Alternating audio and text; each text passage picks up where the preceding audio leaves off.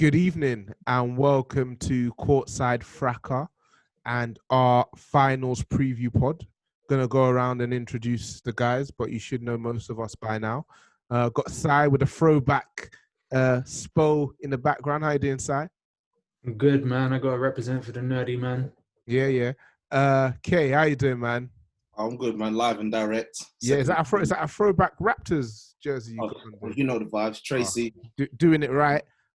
Yes. Our defeated Yes. How you doing, brother? Oi, listen.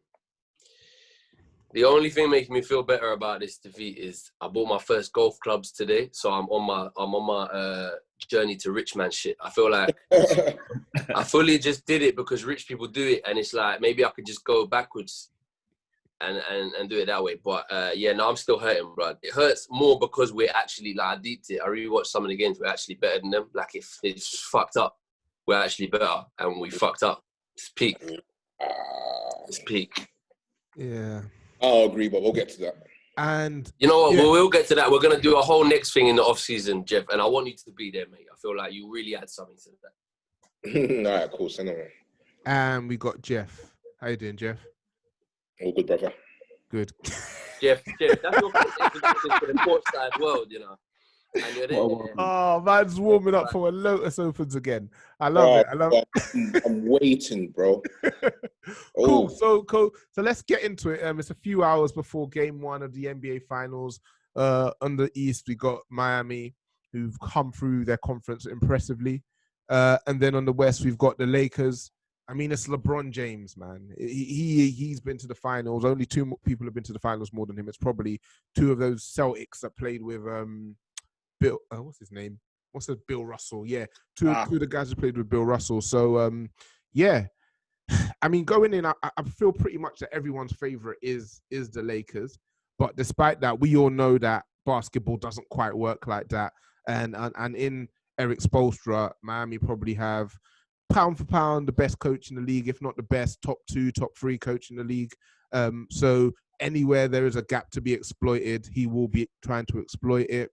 We also know that on the Lakers side, that after the top-heavy LeBron and AD, that the quality on the roster kind of declined pretty rapidly.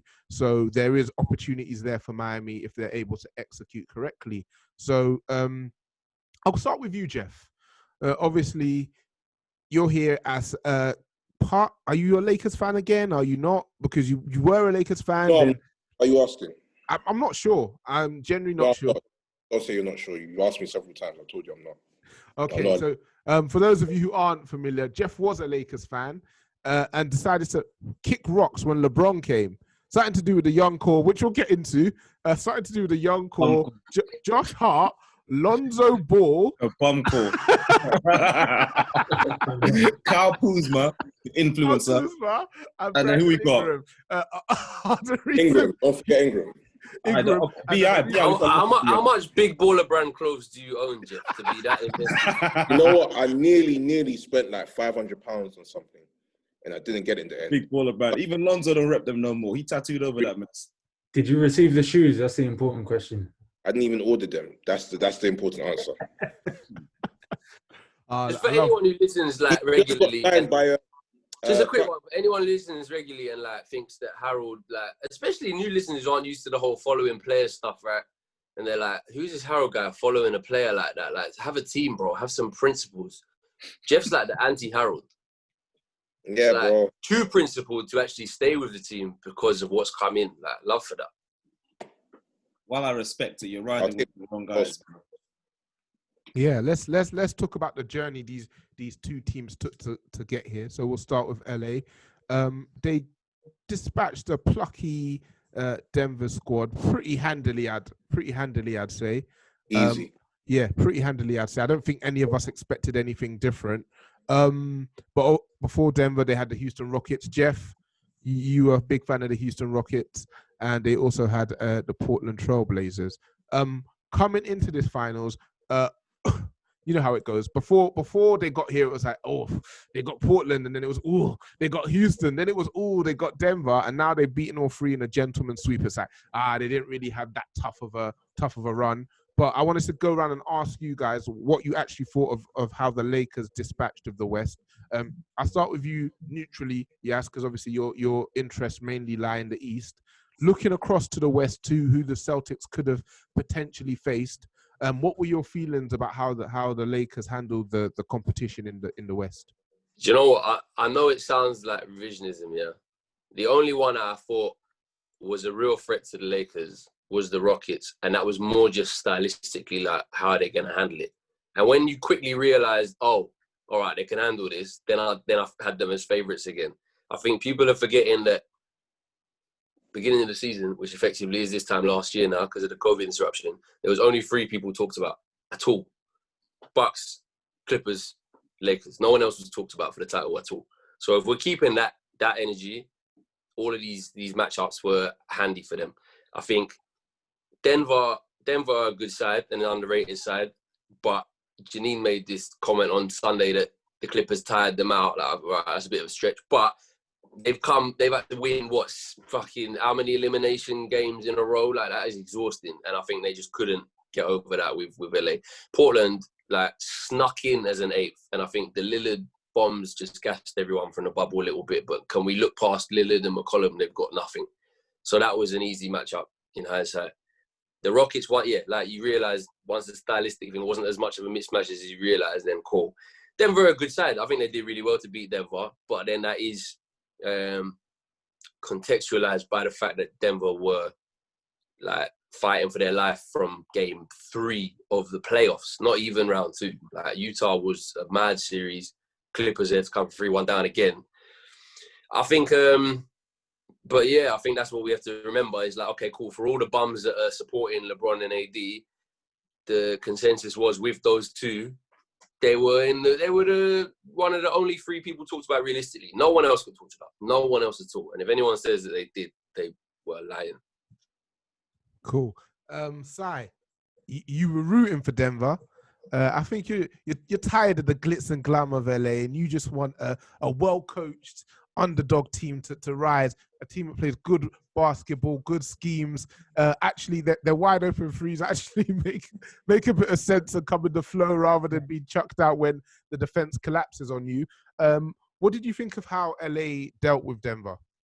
It wasn't surprising, unfortunately, because of the fact that outside of Murray and Jokic, again, you're asking for Michael Porter Jr. to step up to a level that we've never seen him step up to. And then basically they started the playoffs without Gary Harris. So again, you're asking someone to play themselves into form. So it was a long shot for them. I was surprised they got past the Clippers, to be perfectly honest. So LA Lakers was a step too far for them. It is disappointing for me, just from a basketball purist standpoint. I was hoping that the bubble presented something a little bit different, but the status quo always finds a way to sneak itself back in with the NBA. Yes, man. Adam Silver has continued the reign that came before him and ensured that he really wanted that Lakers Celtics. He wanted that so. Some of those fouls were crazy, man. He wanted that so badly, but he couldn't quite get it to happen. And we'll hop back over to the East now, Kay, and I'll get you to talk about somebody other than your Lakers because I'm sure you're going to be waxing lyrical for the next week or so. So, looking at how Miami got through to the finals, they beat the Pacers 4-0. They dealt with the Bucks, and then they dealt with the Celtics. How impressed were you, and how much are you fearing or respecting them ahead of these finals? The respect is there because, they got rid of Giannis and them, man. But then, like I said, like Yaz was saying, like, hindsight's a wonderful thing. Because when you really got into it, even though they were on pace to win 70-odd games, we saw them, no Giannis, and when you can't drive straight through a wall, then what really could they do? I mean, they looked a bit better when he was out the team for those 2 games, but in reality, they dug the hole already. And well and truly, it shows, like, in the playoffs, even though it's mostly 90% hero ball, that well-coached teams can make their way through. And obviously, they're very, very well balanced. And it just happens to be that their best player, Jimmy Butler, doesn't care about scoring as much. He kind of is just, cool, let's win. Whoever's on is on, and I'll do my job. He'll get the ball the last 2 minutes, but he'll be in charge. So they've dispatched the Bucks now. get to the Celtics. And like I said, they probably should have lost that series, for being honest. I don't know how they got through that. I think that's purely because the Celtics' best two players are 23 and 24. And they ain't going to be the ones to carry over just yet. Maybe in the next year, 2 years. And you can't really have Marcus Smart jacking up 22 in an elimination game. Like, he's come a long way, but you're not Puck. So let's just wheel it back a bit and maybe play within your role. 22 shots in that 22 shots in that game, too. That's nasty basketball. He can't be shooting that many shots. I know who they prefer to have had 22 shots. Kyrie Irving. I mean, well, I mean, before everyone gets onto Smart, Tatum shot 9 of 26. Oh, we'll get to that. I'm getting to that. I'm getting there. Don't worry. I'm getting there. I'm getting there. Discredit him, but the point is that other players took shots that day, didn't make them. Yeah. So Smart stepped up throughout the playoffs anyway. So I wouldn't really. This is the thing as well with Smart. It's like you look in isolation. Oh, he took 22, or something was wrong there, and it's like, but he has games where he takes 10, 15, and he's near 50%. He has those games. He can step up when the offense is faltering, and then just him being that guy opens it up for people like Tatum. But yeah, it is indicative that things ain't working. Yeah. But to be honest, I think that's credit to Miami more than anything. Like I think we fucked the first two games, and then they just had the mental ability to just be like, all right, cool, we're not being caught. And I think that's the thing which, again, jumping forward a little bit, is going to hold them in such good stead in these finals, is that if they get even an inch, they will take a yard and a mile. And, yeah, you can't give them anything because they're so dogged and so they just play for everything. Yeah, between halfway through game 4, their biggest lead of the whole series was like 8. So they're always within biting distance, which I feared was an issue out west with the Lakers in Denver, because obviously they've been on their runs, coming back from 3-1. But yeah, I think Miami are just very, very well coached, and their role players aren't drunkards like the Lakers ones are. So you kind of know what you're getting week in, week out with them. And obviously having Spo is a wonderful thing for them. Cool. Jeff, Yas mentioned that he thinks the Celtics were better than the Heat. Kay's also mentioned it, but you seem to be more of the opinion that perhaps the Heat are better. So I'd like you to maybe elaborate a bit more on that. All playoffs long, I was just never sure about the Celtics. I don't know if you don't remember, but I picked the Raptors to beat them in 5. I thought the Raptors were considerably a better team. They shocked me there. But the Heat was always a step too far, not just even in terms of depth, but even if you break it down. Once you go from Tatum and Brown, I still think there's a pretty big drop-off in terms of the next couple best players. Hayward isn't close to what he was about 3-4 years ago, before he signed in Boston. Even before the series started and people saying, oh, if Hayward comes back, etc., I was always of the opinion that I get it. If he comes back, he gives you 10, 12 a game, it's still something. But within the flow of an actual game, I don't really see Hayward doing too much to actually affect one. And I just never really felt like once you go past Brown and Tatum and Smart and it's odd, I wouldn't even call this odd games at this point because it's not fair to him. He's actually a much improved shooter to the point where you can say maybe 1 every 2 games will have a good one. But that's just not going to push you past a team like Miami, which doesn't. One thing about Miami that I like more than anything is that you can go on a run of about 15-2 and they'll just stay steady. They won't let it go. They'll say, all right, cool, we'll just keep plugging away, chugging away. And before you know it, a team like Boston, which relies on one-on-one offense too much, when the shots stop falling and Miami are taking more sort of, smarter shots. I don't know if you lot can still see me. Can you still see me? Yeah, we can. Yeah. They're taking better, smarter shots, just chugging the scoreline along. I just never felt like Celtics had enough over the course of 7 games to consistently beat or outscore the Heat, if you like, with Brown and Tatum having to do much of the scoring. If you're not going to get much out of Smart off maybe the odd game or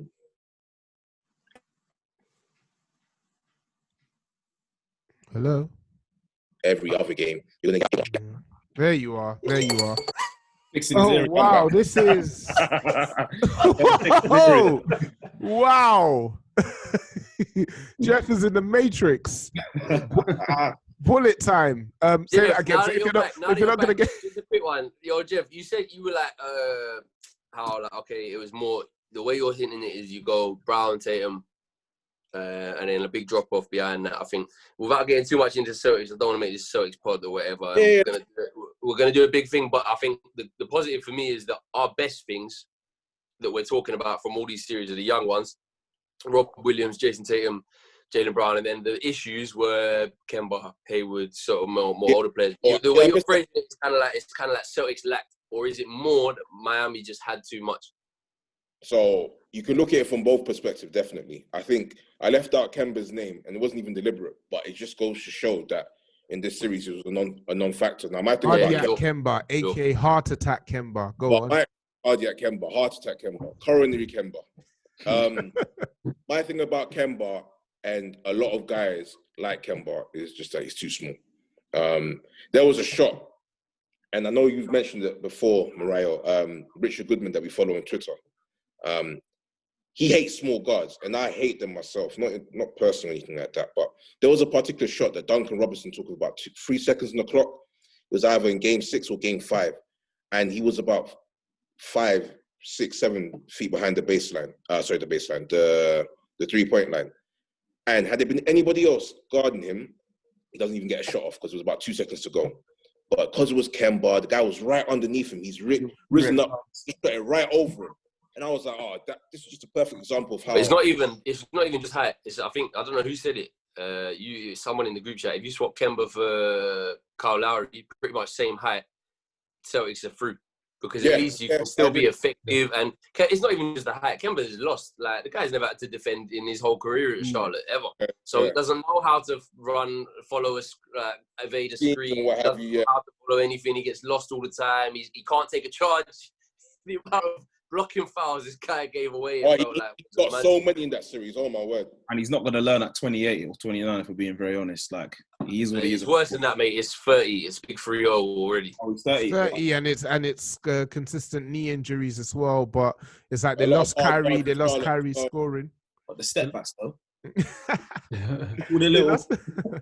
He just got targeted. He got targeted throughout that whole series. Like, in every series, he got targeted, to be honest with you. But again, going back to Miami, I think that's a good sort of, again, jump-off point for when we say they're so well coached. Like, okay, you can always say, this player is maybe vulnerable, this player is maybe going to be an issue, but Miami were relentless in targeting him. Toronto targeted him, but it wasn't to the same degree. They were relentless in targeting him, in targeting the mismatch with Tice and Bam, and even Tice having to come out and guard Olynyk at times.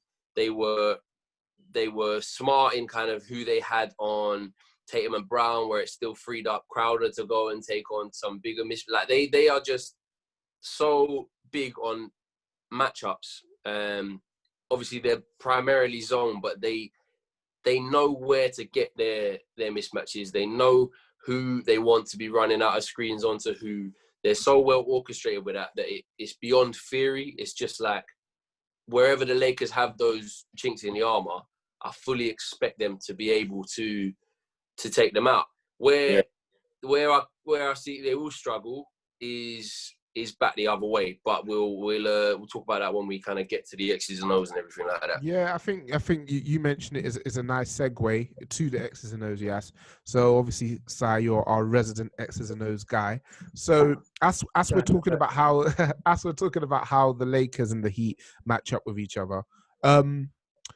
Game 1, how do you expect both teams to set up from the start? Do you expect the Lakers to go big? So we're talking JaVale or Dwight at the center position, and then you've got AD at the power forward, LeBron at the small forward, etc., etc. Do you expect the Lakers to go a bit smaller? But I mean, when they go smaller, it's still AD at the 5. How are you expecting them to come out of the gates? I expect them to go big. They're going to try and put bodies on Bam and just see how much they can wear him down. Maybe force some foul trouble. It's going to be difficult because of the fact that they are going to play a zone defense. Miami are definitely going to zone on LeBron, just by virtue of Spo having seen how affected he gets by zone defenses in the past. So they are going to throw a lot of different looks at him and try and force him to beat multiple matchups. And the best way to do that is to not immediately switch on screens, but try to funnel him into certain areas, yeah. one-on-one duels.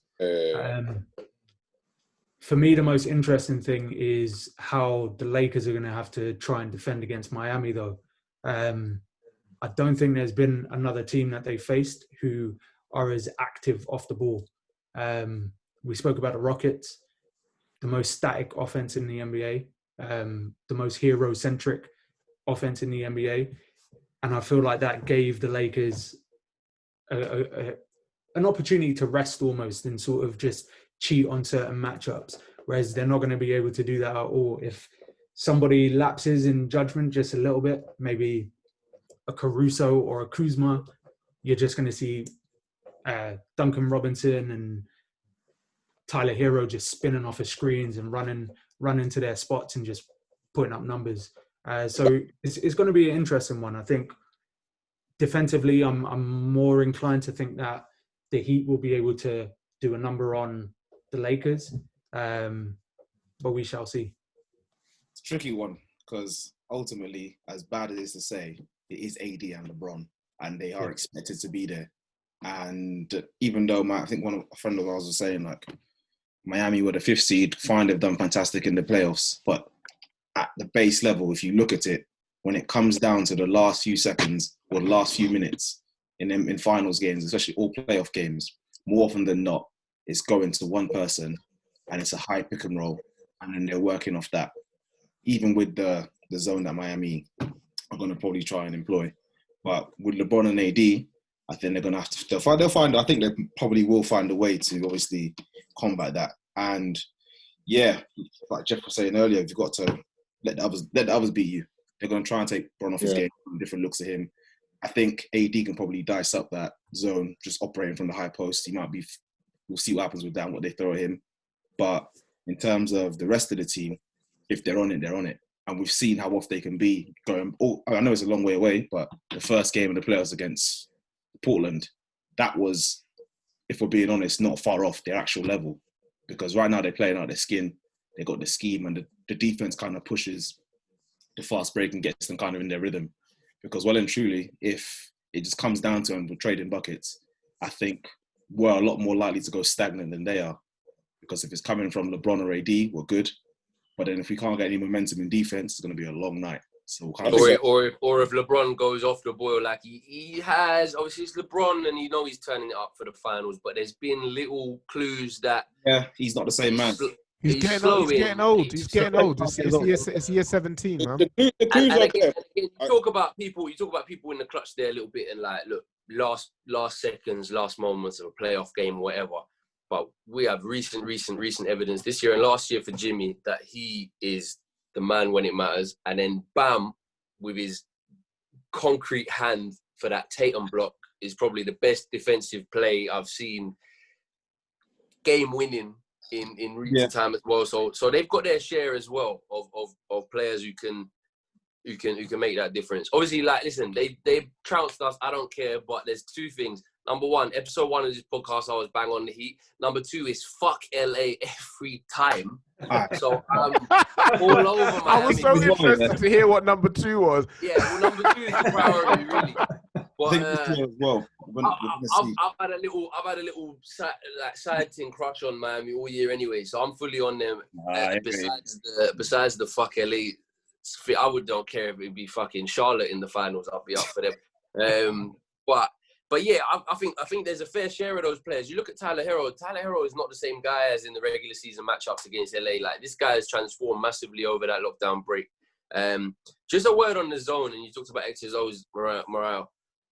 Someone asked me, like, obviously there's a lot of new listeners to this pod who are not basketball aficionados. Like, people were sort of getting into it and saying, it's good because it keeps me out of it. I got some bridges. Someone was like, what's his fucking zone? What is this zone, bro? All I've heard in the last few Celtics games I watch is this zone. And I think where LA could really hurt them is, I was like, I don't know how to explain this in like one sentence. Someone who don't really watch that. I was like, all right, imagine a wall.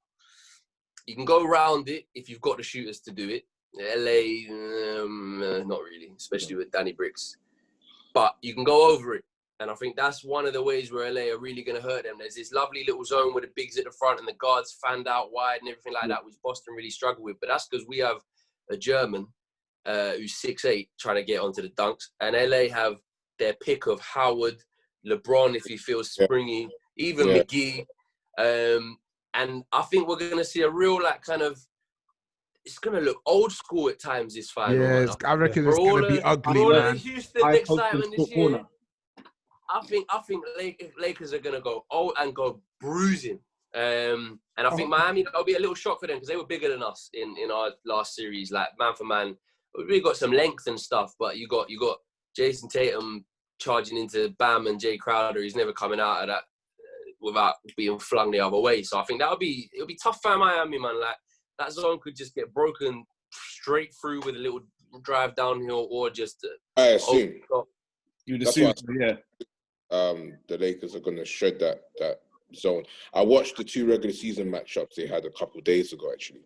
Well, I didn't watch the first one in Miami. I don't know if you don't remember. It was about, I don't know, maybe 10 games into the streak they had at the start of the season. And he played like a Friday night ESPN game that everyone sort of hyped up.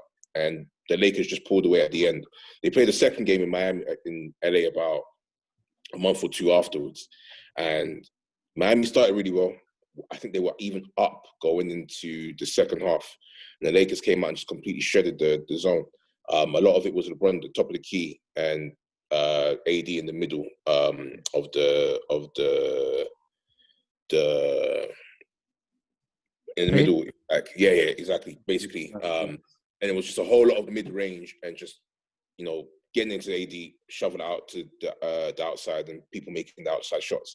So I agree that the Lakers are going to have to get a lot out of KCP, Rondo, etc., etc. But the same way you mentioned, the likes of Tyler Hero and what have you, they're not the same players they were months ago, Yasin.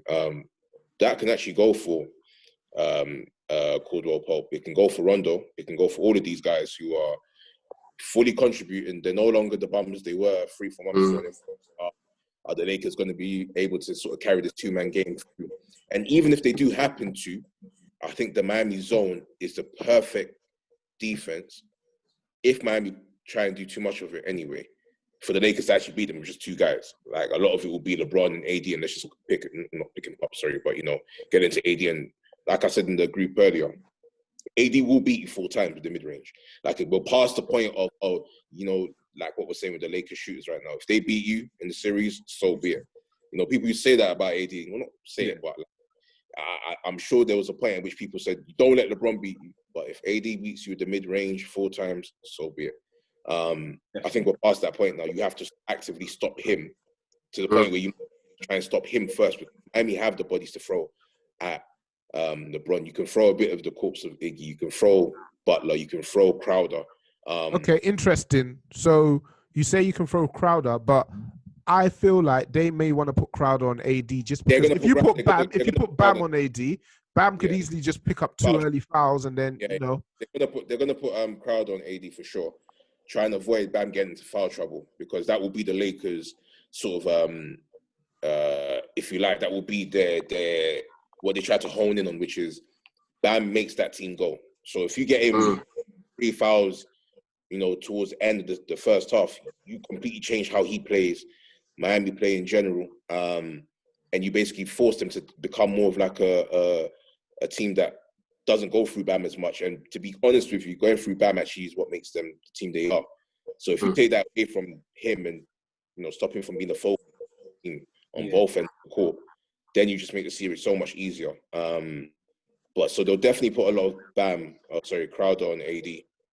I think the other thing you mentioned, Jeff, the regular season. Like, this is one thing which people ain't really factored in when talking about Miami in the playoffs. Like, Crowder and Iguodala are mad additions, which is good, but they don't have someone to replicate what Bam does. They just don't. They don't have another big they can throw in to do the same thing. So they just don't. I actually thought they might, as crazy as it sounds, might try and play a bit of in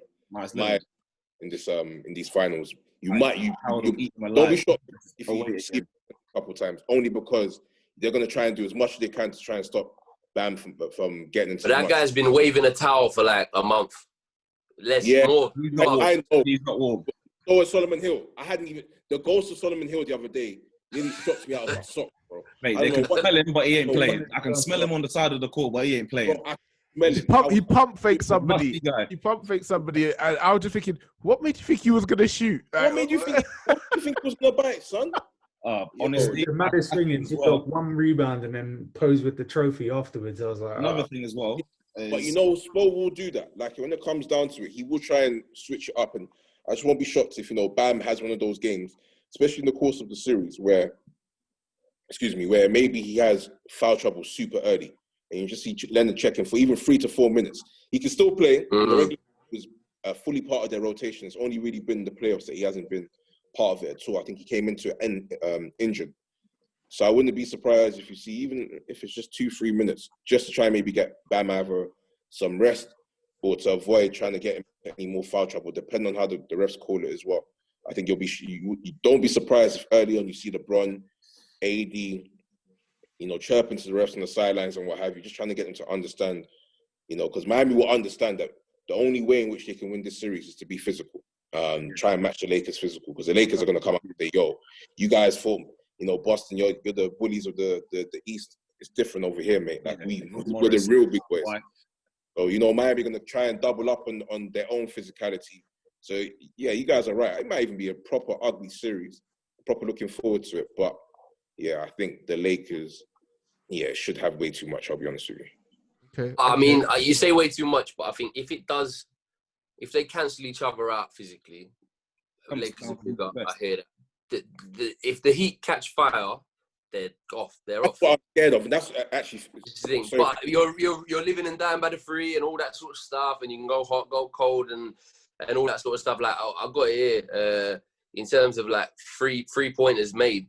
Like there was a real story of the series against us. So they found it again and got 14 in game 6, but a lot of them came late where Celtics had kind of died off. But they started hot yet, 16, 14. Then it's 12, then it's 10, then it's 7 as they're waning. Bro, so that's what I genuinely fear about Miami. I feel like Kanye actually mentioned that he feels like the Lakers are more likely to score. That the Miami are more likely to score consistently. I actually disagree. They have plenty of periods in which I think if Boston had more, if Boston had the third scorer in this series, and that's why I don't think you guys were better. If Boston had the third scorer in this series, who was actually somewhat consistent, they would have won that series in 6. Because I agree, it was there for you. There were about 4 games in that series or 6 where you could say Boston legitimately could have won that game, especially if they had somebody who was a bit more consistent so far as the first scoring option is concerned. Miami don't really have that. You can watch Miami and they can very, very consistently, over the course of a series, have big scoring droughts. And against the Lakers, I promise you, if the Lakers go up 10, 12, I understand that basketball is a game of runs, but especially finals where I think things are proper going to slow down. If one team ends up building a lead of 10, 15 at any point in any game, I think the other team will become very, very, very hampered so far as winning that game is concerned. And I think it's more likely to happen to Miami over the course of a series consistently enough than it will happen to the Lakers. They will consistently score, I think. Can I just say, Jeff's making all these good points, and I'm looking at him, taking him seriously in these fucking sunglasses. Yeah, don't let Jeff's appearance. Don't let Jeff's appearance. What am I looking at here? Don't let his appearance fool you. He knows what he's talking about, for real. First and foremost, I told you, respect it right now, okay? Okay, cool. This is not cool. Have you watched Uncut Gems before? Yes, we have. I'm the black version. Oh, all right. That's not a good On thing. Jeff's point, though, in terms of runs and things of that nature, we saw in the OKC versus Rockets series that when Houston were able to build up leads, it was quite difficult for OKC to execute and keep it close. But in the games where they did manage to keep their execution up and basically just score consistently, when it got down the stretch and they started to play hero ball, when Rockets started playing hero ball, it was very easy for OKC to just execute and sort of keep the games close enough to win it in clutch moments. Yeah. I think we'll be seeing something similar to that in this series.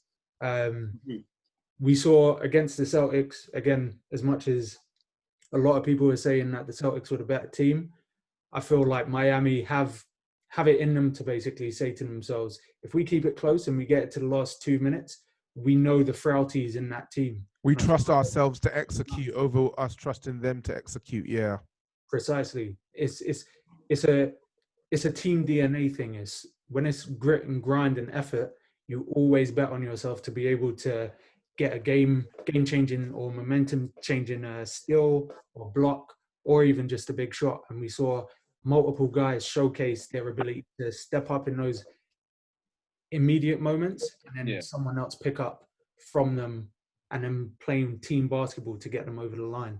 So I do expect them to be able to do that in this series too. Weirdly enough, I expect that from the Lakers as well. You say that, but we were saying before how maybe if the Celtics didn't have that third player, maybe to help push them over, but the two main guys were 23 and 24. I know I joke, but the average age of the Lakers is 40, more or less. So the mentality is very much different because well and truly, when it probably comes down to it, there'll be as many old heads on the court. Obviously, you've got Bron and AD, but Rondo will probably be on the court as well with him. Did you see the Rondo quote, Kanyen, recently? What did I think it's on your point here, which is it's a sick quote just to back it up. I don't mean to cut you, but he was basically like, this guy came in and won a chip in his second year. And then that's 2008. And then by 2012, the guy was hurtling. So 2013, the guy's career was just spiraling, right? And he's like some shit years, some dead years. And he was just like, he's just been telling Kuzma, he's been telling Caruso, he's been telling all these younger lot, he's like, yeah, listen, this doesn't always come around.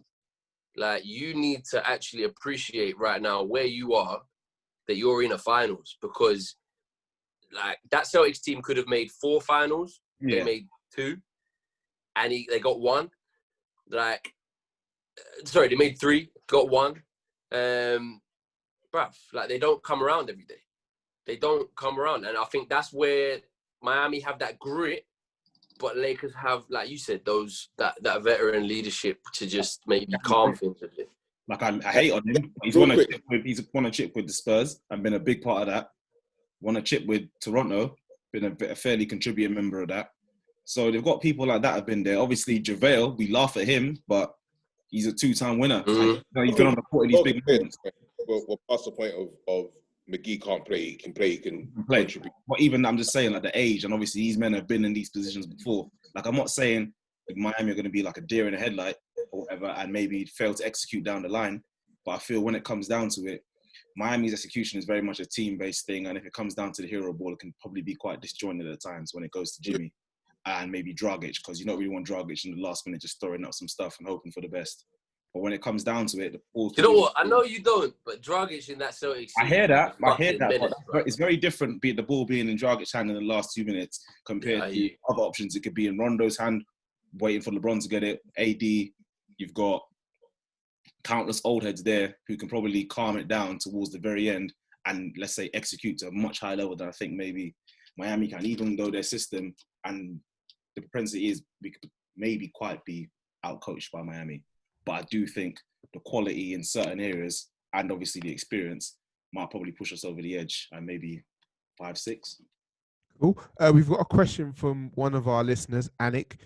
He's asked about how crucial Butler versus James Butler versus James will be in this series. Obviously, Jimmy Butler is very much painted as the face of Miami. Obviously, we've spoken, and you say Bam's the one who really makes them go, but you know Jimmy gets the ball at the end of the game. Him coming over in free agency was probably the key catalyst to adding everything to what they had through the draft, etc., etc., etc. And obviously LeBron James is LeBron James. I've gone back and watched that last few minutes against them.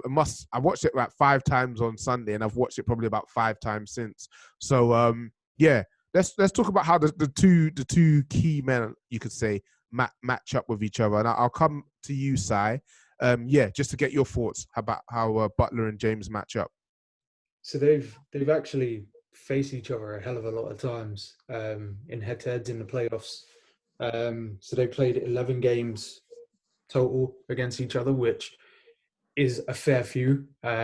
Jimmy Butler, quite early in his career, played some of the best defense I've ever seen on LeBron in terms of just slowing him down, disrupting his rhythm, and sort of forcing him to do things that he wasn't necessarily comfortable with. Got his name even. Yeah, exactly. So for where their trajectory has gone, I do feel like they're sort of going to meet at a bit more of a center point now. LeBron isn't going to be forced into situations where he just has to beat him off the dribble as much.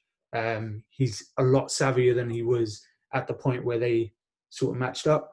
And obviously with AD there, he always has an option to delegate, if you will. For me, I really struggle to see how Butler doesn't get the better of this matchup, though. As odd as it sounds. There's a real gasp of air. There was a real inhale from the Lakers fan there. I don't. Not just the Lakers fan, boy. I saw Jeff step back. You know what it is, like, yeah? all right. You Talk to us, Si. It's one of those things, like as we've mentioned already, Jimmy Butler knows how to position himself as the most vital piece in whatever the team is trying to do. So again, if they keep it close, it's going to be a case where someone has to then stop a fresh Butler on offense. Do you get what I mean? They've got enough bodies to protect him on defense with Crowder, with Iggy, guys that have again shown that they can, at the very least, disrupt LeBron. So what's to say that when the game gets down to crunch time, we don't see Jimmy Butler turn into Jimmy Buckets and really start to enforce itself on the game? All I see is this. More than possible. I don't see it. I don't see it. Because I don't even know. Not even to be disrespectful at all, bro. But if the matchup is Jimmy versus LeBron, this will be a very short series. Like, it might very short. I'm sorry, very you short. won't find a bigger Jimmy Butler fan than myself, at least genuinely, in the sense that for the last 5 years, I feel like everything he's said and done in the last 2 or 3 years has been vindicating with this moment here. Back when even Minnesota was the one that really annoyed me, because it was so clear that team just didn't even care. Like, you could watch Towns and you could see he was playing like 50% within himself. Like, he didn't really care. And it annoyed Jimmy. And obviously, as a big Kobe fan, I've hated seeing people get at guys who just really want to win. Yeah. And want to win to a point where people look at them as the bad guy, whereas the guys that don't want to win, now that people have watched The Last Dance and heard Michael's little tidbits and heard him say stuff like, oh, if you don't want to win, then don't be here. To me, it's like people are only now really accepting these guys for what they are, which is, you need a guy like that if you're going to win any sort of chip or even get to this point. Yeah. But in saying that, this series can't go down to LeBron versus Jimmy, especially offensively. Oh. If it becomes a matter of who's going to be better defensively, of course, you should give the edge to Jimmy there comfortably. But offensively, I don't know if you watch Jimmy like that. Not to be rude, but no, he's been games.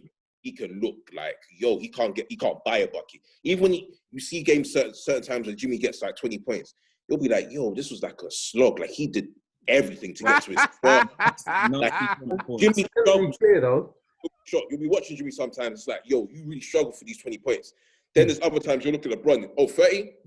You barely even notice.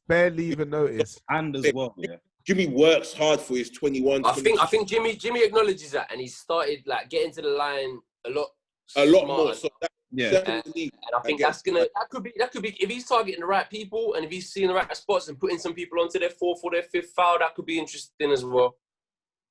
Yeah, so that's what Jimmy's really good at. Jimmy will come downhill with the ball, realize the guy is on his 4th or 5th foul, whatever.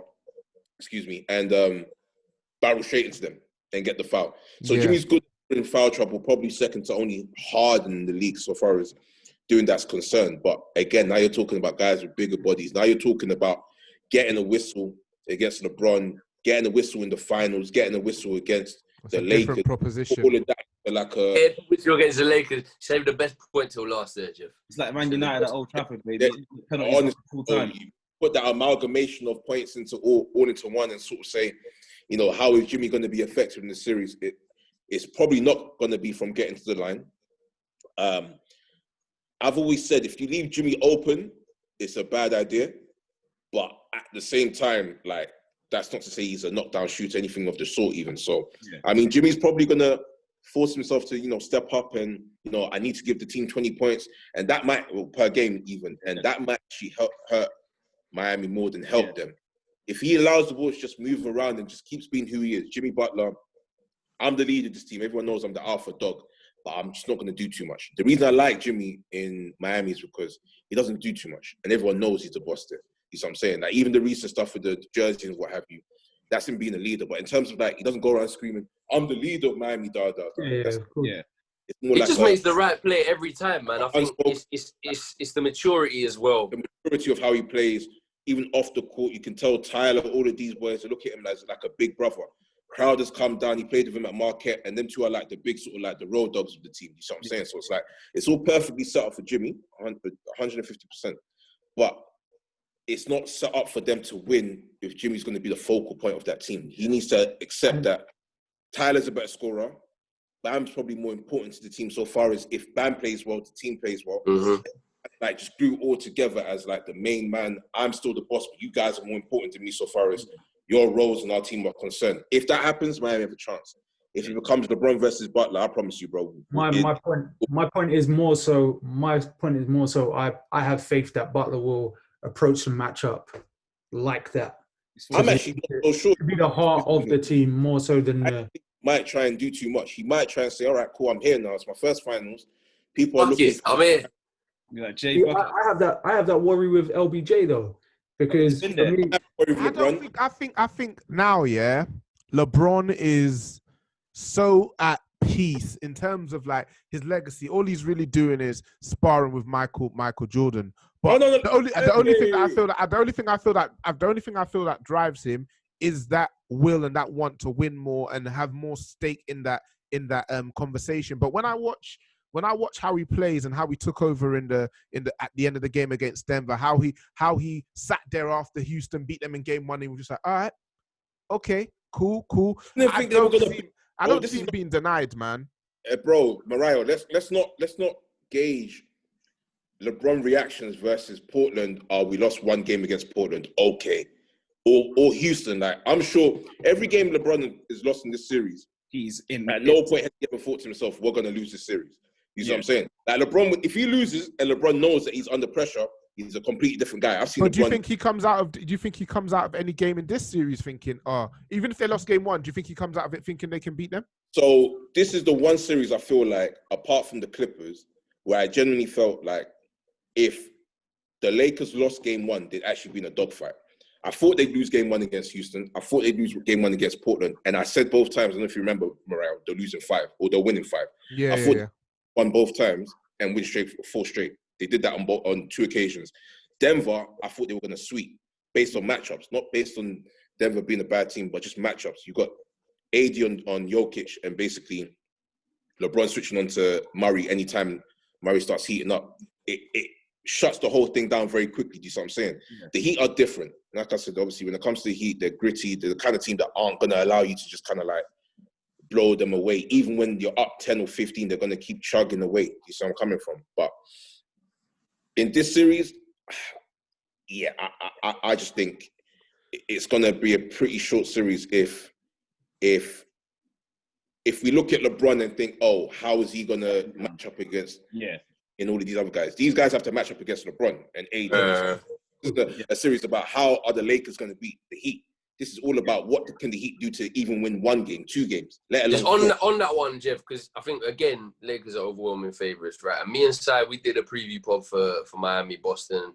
I think we both saw it going to 7. We saw it as tight, and we kind of talked about who has the best player in the series. I think I said Jimmy.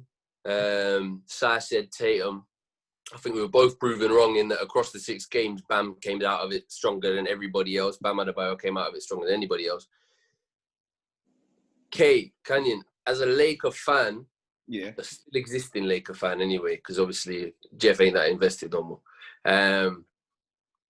Who do you fear most on the Heat? That's always an interesting one to me. Like, as a fan, who do you just think, fuck, I don't want this guy with the ball in his hands?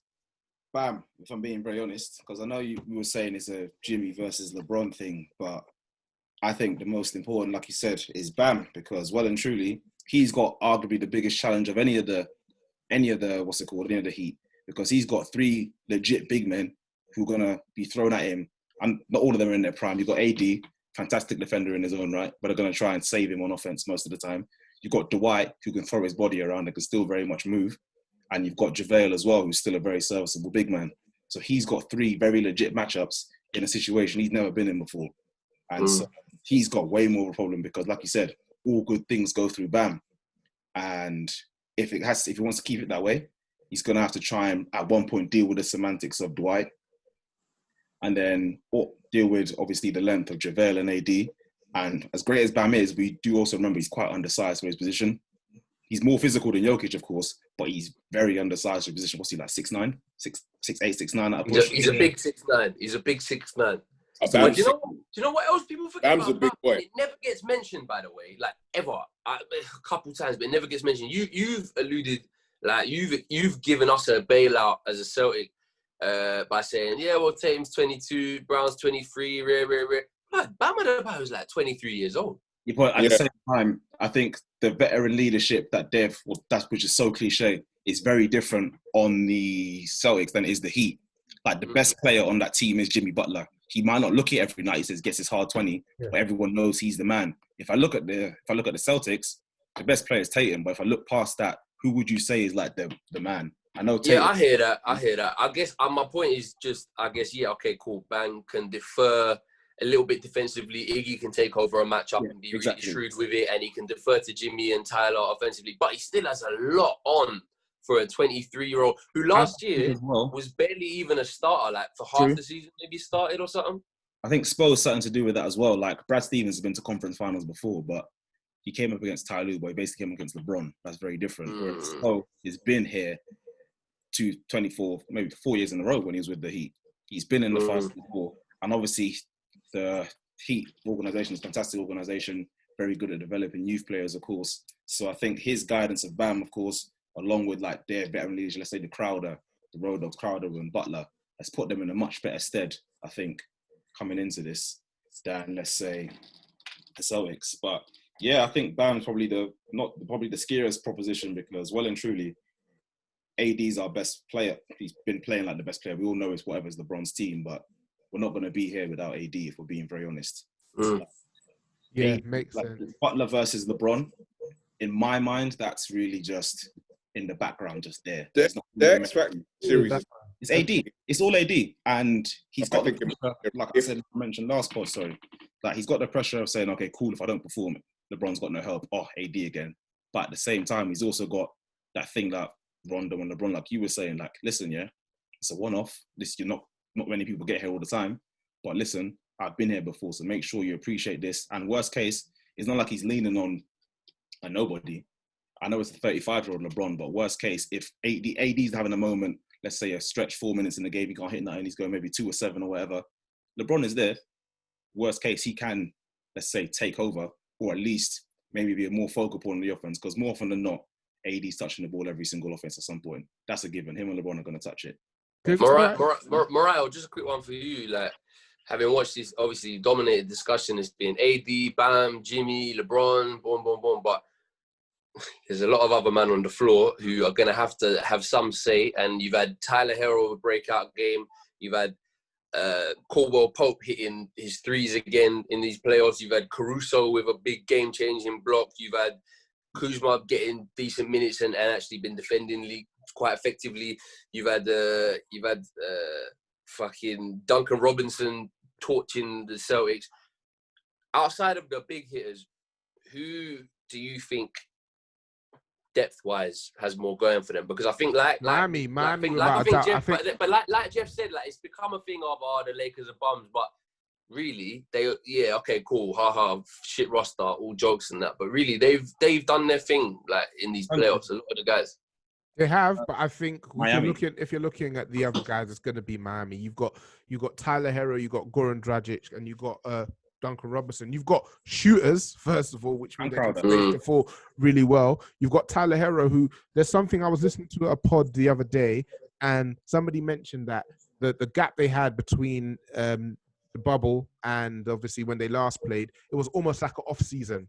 And it's almost like these guys have come back and he's not even in his rookie season anymore. He's come back and is in his second season now because skill development, as you all know, players don't really improve so much from playing game in, game out. They mainly develop during the off season where they get to develop skills that they then get to apply throughout the season. So you got Tyler Herro, you got Goran Dragic, man. He's 34, 35 years old, man. And he was carving guys up off the dribble, the angles he works to get into the paint. I think the Lakers are actually overmatched on the perimeter, to be honest with you. We've seen that with the other series. We said that with Portland, we've got Dame and CJ, who I don't care, twice. There's two, but they've got Miami got three, and Miami got three guys who can shoot 40%.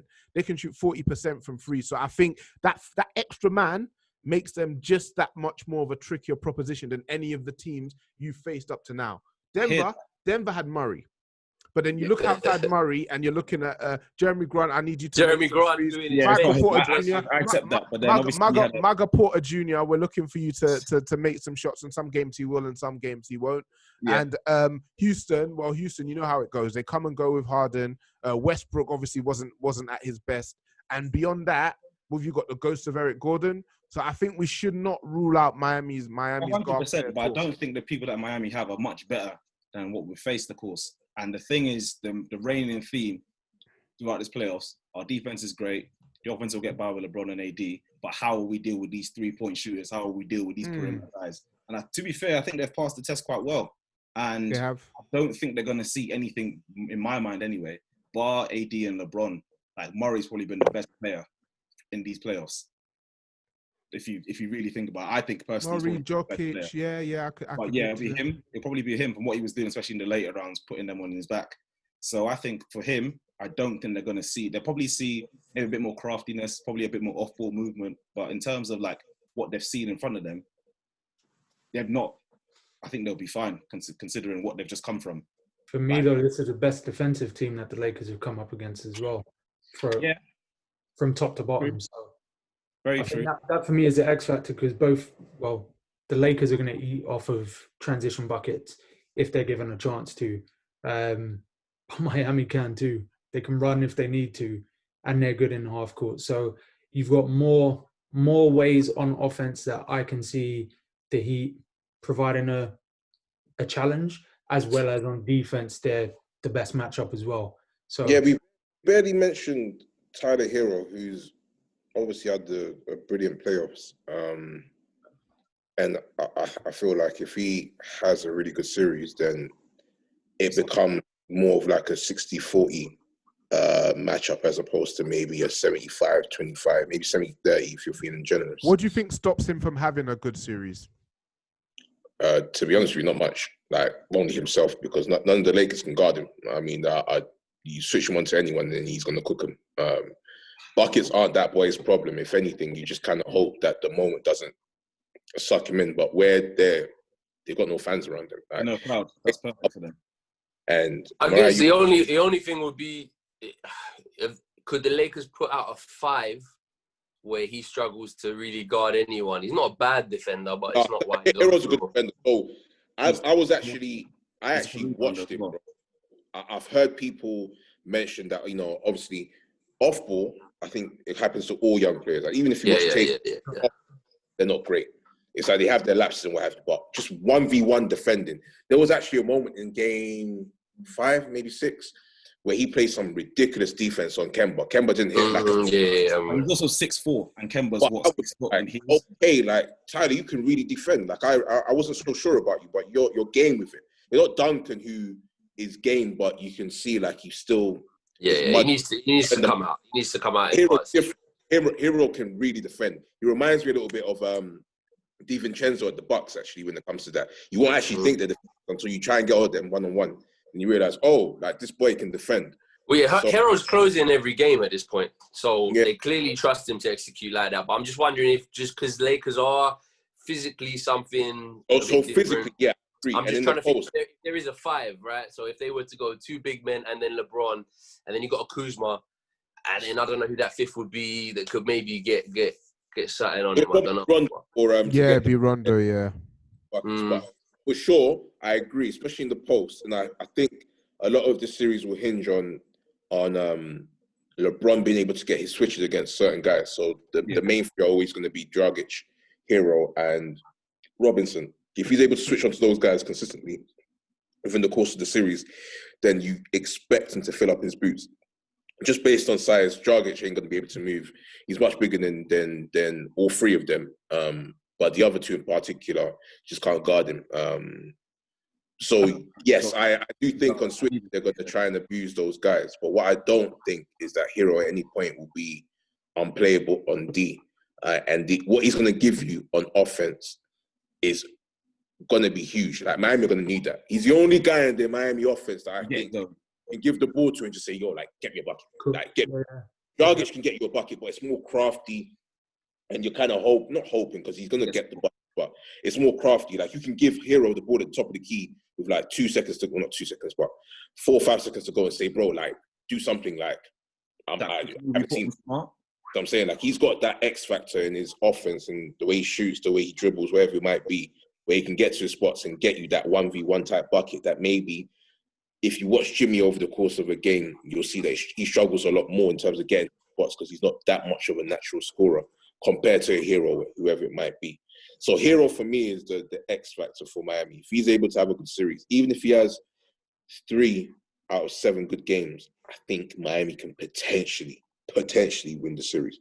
Again, I don't think they have much of a chance, but it genuinely depends on maybe 3 or 4 things. You know, can Bam have a good series? Can Jimmy have a good series?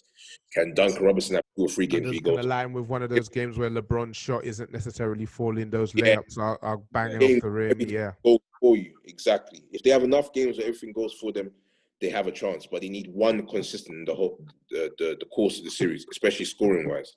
It's going to have to be Hero. It's most likely going to be Hero of anyone on that team. You just have to work out if you really trust a 20-year-old to say, it's the NBA Finals, I'm still going to ball out. Just a quick one. If Miami do win, does Pat Riley rip his shirt off and celebrate in LeBron's face? Or 100%. Yeah, I was going to say this is an underrated grudge match. Instagram message similar to what David Griffin did. A couple more expletives, but yeah, this is an underrated grudge match. Obviously, we all know how we got straight into it, Mariah. We got straight into the matchups. We didn't even talk about just what this means for Miami as a franchise, I think. Yeah, so in terms of Miami as a franchise, I was hearing you guys at the start. Miami have never faltered as a franchise. Even when LeBron left, I remember they made the playoffs. There's one year they beat Charlotte 4-3. There's a year they got knocked out by Toronto. There's another they've consistently made the playoffs. They've done it the right way, innit? They've done it the right way. I think Pat Riley's always going to know, and people in the league always know, like Miami always going to be a player for anyone in free agency. So all you have to do is kind of stay competitive, because if there's any team in the league where you can go, you know how Kawhi basically said, all right, cool, the Clippers had like a perfect supporting cast based on what he did last year. Yeah. So let me go there kind of thing. With Miami, anyone's going to watch Miami over the course of the season and say, oh, they're always going to have like 2 or 3 pieces that if they add a superstar, then add 1 or 2 pieces after that, they'll be right in the mix. Like that's how my Pat Riley's set it up for like the last 15 years almost. Like they're always in the mix, or 1 or 2 players away from being a really good team. So even when they were kind of like struggling to make 8th last year or whatever, I still saw loads of signs that they're one guy away. A couple of years ago was Paul George. I remember when Jimmy was first available for trade, before he went to Philly, they wanted him as well. Like they're always they were aggressive in the Hayward talks actually, and this is again. You've got to remember this is Utah Hayward, so that's a big game changer for someone before the leg break and everything. I think there's a lot of revisionism around Utah Hayward. Like he was nice, but at the same time, Utah Hayward was no. Don't get me wrong, he was nice and get a bucket, but I definitely think, obviously, I think he was nice, but he was 27, so I think it was assuming he could reach something else. Yeah. I think that was the thing. Right? I don't think it was unlikely because he wasn't really standing out in the West full of small forwards, even though he was trying his best, and it was Utah. But yeah, I think honestly, Jeff, I disagree. I think Miami are lucky. They made some moves. They didn't quite work. Last 5 years, 3 times they didn't qualify for the playoffs. Luckily, Portland took that Hassan Whiteside. That was a real albatross contract. Like, what the hell are you? Bro, no, come on, man. Hassan Whiteside, Hassan Whiteside, shit, man. You can definitely move that contract. I can see, because he's a centre who can rebound, that can block. Like even though he's really black now, he still led the league in blocks, and I can see why they gave it to him. Like he was 7 foot playing in China for some obscure reason, whatever. Made it back in the league, And I don't know what year it was. Halfway through, all of a sudden, people are like, "Oh God, we've got a player here." And then he continued that for one more year. Then he just said, "Here's 100 million. Like, be our centerpiece. We'll fix stuff around you." Then they realized. Okay. Okay. Yeah, but you guys definitely want influence that, though. like They were they hanging moved out that in contract. the jacuzzi. Sorry, say that again, sir. I'm saying DJ Khaled helped him get that contract. 100%. Hanging out in the jacuzzis and that. Yeah. I think they're fortunate. Then And there was a period as well where they had Bosch. Obviously, blood clots took his career away. So as soon as they saw another big man who could block shots and rebound, they're like, "Oh, hold on a second, maybe." Man, But Mariah's point is right. Is that like we talk about these like, well, Jeff has kind of talked about him like, you know, it's very calculated and long term and it's paid off. Look, if you work backwards, yeah, this is Miami Misfits, right? You got Hero was good coming out of college, but no one was really expecting him to blow up the playoffs like this year. I was going to agree on the draft. Bam, they've really, really done well in on the draft. Crowder and Iggy are central pieces to their rotation now. Buyout moves. Jimmy in free agency, game changer, but only a year in. Duncan Robinson, another project. Dragic's cool. He's been knocking about for a little while, but like that, the whole core of their team is kind of out. Kendrick Nunn, who did really well in the season again, like a rookie. Like they've kind of just fallen into this perfect medley of stuff. Hero and Nunn are two anomalies for that, because Nunn, well and truly, should have been a lottery pick if it wasn't for his personal problems. If we're being very honest, he had his little issue at Illinois. There's that, and Hero as well. I think as well, like obviously hindsight's a wonderful thing, but if we're being very honest, the people that were taken above him probably a bit more athletic. So they were discussing that in the draft at this point in time. If you watched him under Calipari, with all due respect to Tyler Hero, you would have never assumed he was going to be this. So Pat Riley defo lucked out, and I'll say he lucked out in the draft, and generally does, because he doesn't actually care about it. Like when Miami get a gem in the draft, I'm often not too sure how much Riley even had an input in it, because he doesn't seem like he cares about the draft. Like, so they're more about the free agents, yeah? More free agency, and just understand that we're at Miami, to be honest with you. Like, we don't have to do too much. Like, build a solid organization and show you that you can come here and both work and play. But they defo lucked out a little bit in terms of Hero, because he slid down the draft, I agree. But at the same time, he wasn't anything like he is now. But we get that with a lot of Kentucky players, though. So I think that shouldn't be taken put against him. For example, Devin Booker. No one knew this was going to happen. Like he was.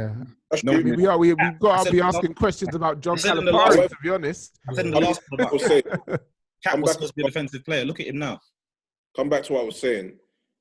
You can say what you said. You want to say about Hero. However, still massive player development to get him to this point. Bam was. They saw Bam. What Bam is doing now in terms of the point forward thing, he wasn't doing in Kentucky. He was a different type of player. Energy guy, rebounds. So they've turned him to something else. Again, that's player development. Say what you like, but Duncan Robinson was playing JUCO ball. Like, these are guys that come from the mud. Like, they weren't supposed to pick them up. They brought these guys in, guys like Kendrick Nunn. Yeah, he went undrafted. He was supposed to be a lottery pick, but whatever. They brought these guys in regardless, however. Developed them as players. DJJ, Derek Jones Jr., other guys like that, they brought in, made them into solid cogs in their offense. Guys that are going to be good pieces when it comes to trading them to maybe get another big player in or whatever it might be. And all of that is calculated. You can't necessarily say that. A lot of it's luck, but you make your own luck. And at the same time, building a solid organization basically going to trickle to every corner of it. Do you see what I'm saying? And Riley builds it from the core. And of course, you can tell they've been lucky with a few of their picks. I think they've been calculated to be competitive, but I don't think they were expecting everything to gel this well this quickly. Like, that was just of course, he's not a mind reader. I doubt anybody did. Even me personally, when they went on their run at the start of the season, I thought it was going to fizzle out. It's come to this point, and I'm like, okay, I didn't think it was going to end up in the finals run, but I'm not shocked that it's come this far. However, I hear you. It's definitely premature. But if you look at their team, they're actually primed for it. In fact, the moves they made before the All-Star break, Crowder and Iggy, were designed to push them over the edge. Like, we're here to actually get to the finals. I hear you. I see that. I think, and they're kind of bubbling around and thinking if Giannis stays at Milwaukee, they'll probably try and make a run for him not next. Well, that's the move everyone's saying. He's going Silicon Valley, man. the summer after. He's got a young child now. He ain't trying to be in the strip club. But before we wrap up, I want to go around and get you guys predictions for this series. I'll start with you, Sai. So yeah, what's your prediction, sir? I want to say Miami in 6, but that's a long. I want to say it. You just laughed that down. I want to say it, but I can't with a straight face. Yeah. I got the Milwaukee prediction right, though. I did say they beat them in 5, so I'm hanging on to that. But I think with Milwaukee, we saw the blueprint to beat Milwaukee was there all season, isn't it? I think, you know what? I wish we were bigger at the time, because this podcast fucking got the Milwaukee-Miami series bang on. That is the most right we've collected. Hey, Mariah, did I not say? I've been saying it for time, bro. Yeah, I remember. Yeah, we saw it. We saw it. You see it. It was so obvious. It was so obvious the whole season long. I was. It happened as soon as he changed his name from Adetokounmpo to Antetokounmpo. Adetokounmpo. No enough. It was already in the stars when he went. Talk about that at all. He went from there. That was the start, mate. They only gave him a passport when he became an all-star. It bounced him out to remind him. So what you saying? Back. He only got that when he was an all-star. So it depends. If you're changing your name, if you're Eurocentricizing your name at like 10, okay, cool. Man was a fully grown adult. He was a fully grown man. They were calling him Adetokounmpo in the league. They were. To Ante. Why? Wait, hold on. They were calling him Adetokounmpo in the league. Yeah. First year. Then he got his passport and changed it. They gave him a passport and he said, yes. Oh, wow. And what? Hold on. Was the spelling on his jersey different? Yeah. Nasty business. We'll have to do a pod on that. Just that alone. To touch on that, remember when I said that I used Jimmy Butler as the litmus test for these men's character? Yeah. He's not coming up with them. Like that's some half-heart bullshit, man. He's not going to the Miami Heat. For me, I do genuinely feel like the Heat have taken this whole bubble situation more seriously than anyone else.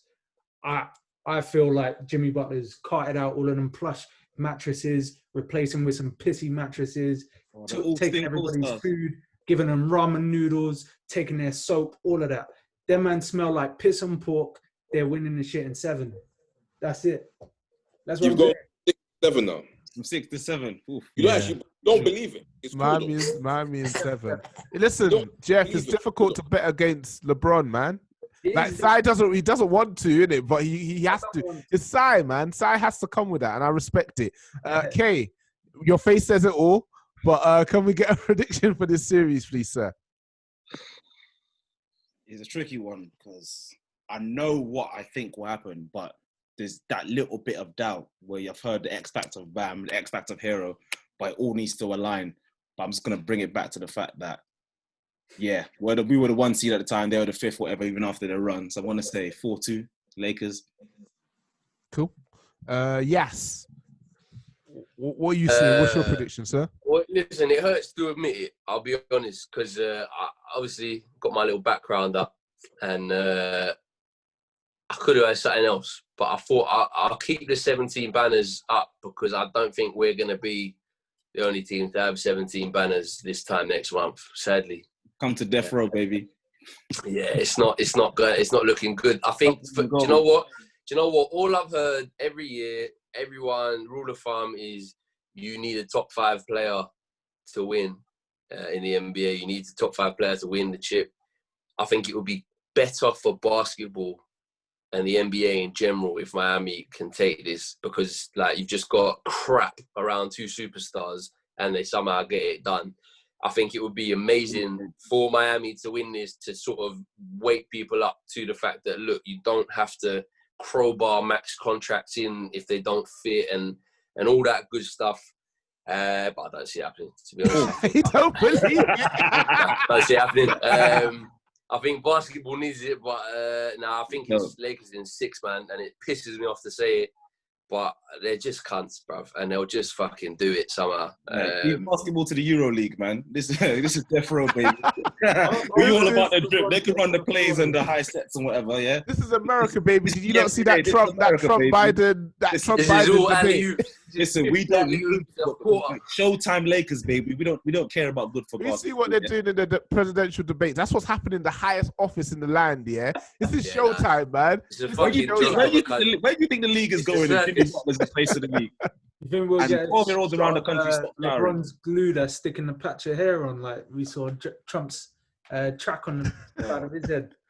Yeah, we won't talk on that too much. And last but not least, Jeff, what's your prediction for this series, sir? I was just listening to Yas and that idealistic nonsense that he was crying. It's America, baby. Bro, I'll be shocked if the Lakers drop this series somehow. I'll be shocked if they drop 2 games. This reminds me a lot, not stylistically, but it reminds me a lot of the first finals I actually remember heavily, which is 2009, Lakers Magic.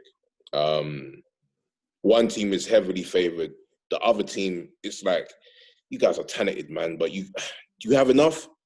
We're going to watch that series, bro. And it's going to be 4 games where they're going to be tight and 1 blowout.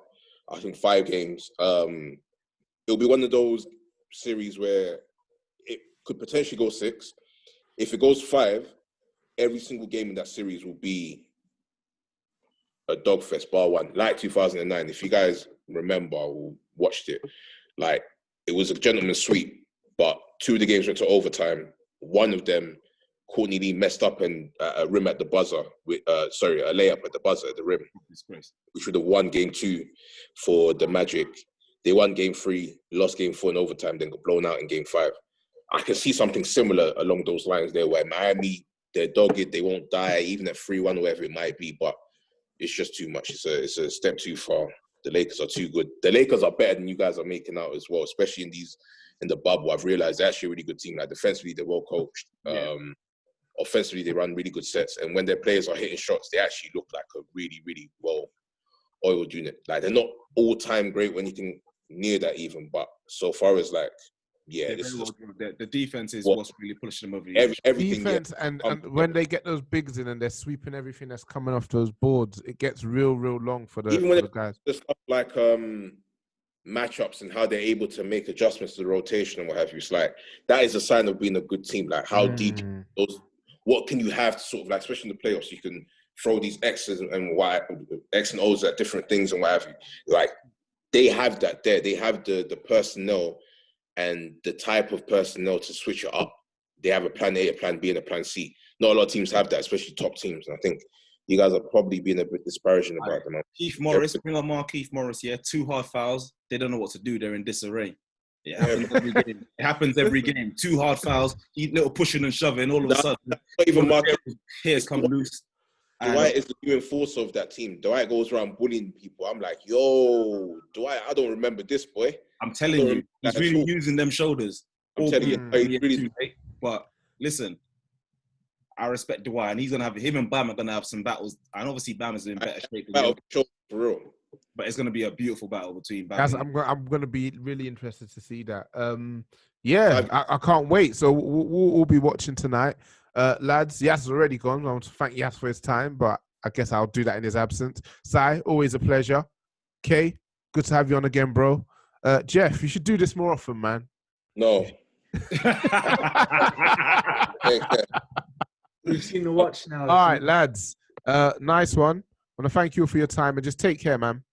All right. Peace. Peace.